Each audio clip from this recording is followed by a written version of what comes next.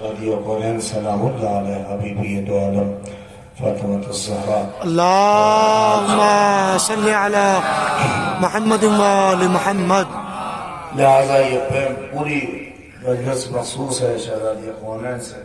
اور میں نے اسی لیے ان کی ہی حدیث جو بڑی عظیم ہے، اگر ہم اور آپ اس عنوان سے دیکھیں اور زندگی کے حقائق اور زندگی کی حیثیت اگر اسے محسوس کریں تو شہزادی نے بہت اہم فقرے کی طرف اشارہ کیا ہے، اور کہ حبب الی من دنیاکم ثلاث، کہ مجھے تمہاری دنیا میں سے اگر کچھ پسند ہے تو 3 چیزیں پسند ہیں، یعنی تمہاری دنیا میں سے یہ جو فقرہ ہے کہ حبب الی من دنیاکم، علماء کہتے ہیں یہ جو شہزادی نے کہا کہ مجھے تمہاری دنیا میں سے، اس کا مطلب کہ ہماری دنیا اور ہے، فاطمہ کی دنیا اور ہے۔ صلوات پڑھے محمد آل محمد۔ اللہم صلی علی محمد وآل محمد۔ کہ حبب الی من دنیاکم ثلاث، کہ تمہاری دنیا میں سے اگر کوئی چیز مجھے پسند ہے،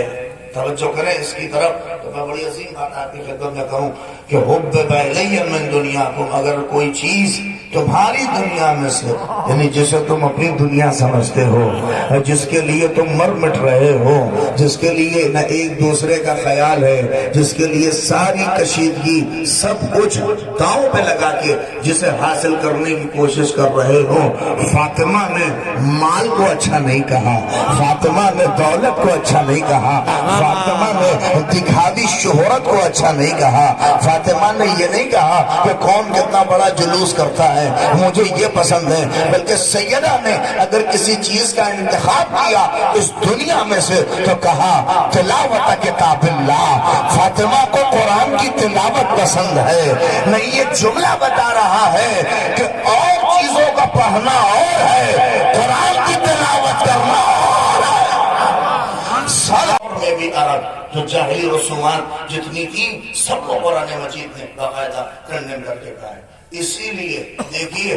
معاشرے میں جو قوانین بنتے ہیں، معاشرہ ہمارے اور آپ سے ہی بنتا ہے۔ ہم جو دیکھتے ہیں ایک دوسرے کو، اس لیے کہ یہ ہو ہی جاتا ہے۔ بعض لوگ کہتے ہیں مولوی صاحب جس کا جو دل کرے ہمارے پاس سے ہم یہ کریں گے، کوئی کرے نہیں۔ اگر یہ کیفیت ہوتی تو کبھی معاشرہ نہیں کہا جاتا۔ اگر آپ دیکھیے، ایک لفظ کہہ رہا ہوں اسے بہت دور تک یاد رکھیے گا، دیکھیے خود کو زندہ رکھنا کمال نہیں ہے، بلکہ اپنے ساتھ دوسروں کو زندہ رکھنا کمال ہے۔ نہیں، اس کے آگے اور بات کہوں، خود عزت دار بننا کمال نہیں ہے، ساتھ میں لوگوں کو بھی عزت دار بنانا کمال ہے۔ دوسروں کی عزت کا بھی بھرم ہو، ہمارا خیال ہو۔ اسی لیے اس علاقے کی جو تحریک ہے اس نے یقین جانیے ہندوستان کے گوشے گوشے میں لوگوں کو بیدار کر دیا ہے۔ ہم لوگ مختلف جگہ جاتے ہیں، ابھی بامبے میں تھا، میں پچھم میں مظفر نگر میں تھا، سارے لوگ تو وہاں سے کیا بہترین تحریک ہے، اور اگر یہ چل جائے تو کتنا اس کا فائدہ ہو جائے۔ آپ یقین جانیے آج آپ واقع لائق مبارکباد ہے جناب عباس صاحب اور اس علاقے کے علماء کرام امبیڈکر نگر کے، یہ واقعی ضرورت تھی قوم اور سماج اور معاشرے کی۔ ایسا نہیں کہہ رہا کہ اس کیفیت میں ہے، یقین جانیے لوگوں کے کھیت بک رہے ہیں اور کیا کیا کیفیت ہوتی ہے ہم سب محسوس ہیں، مگر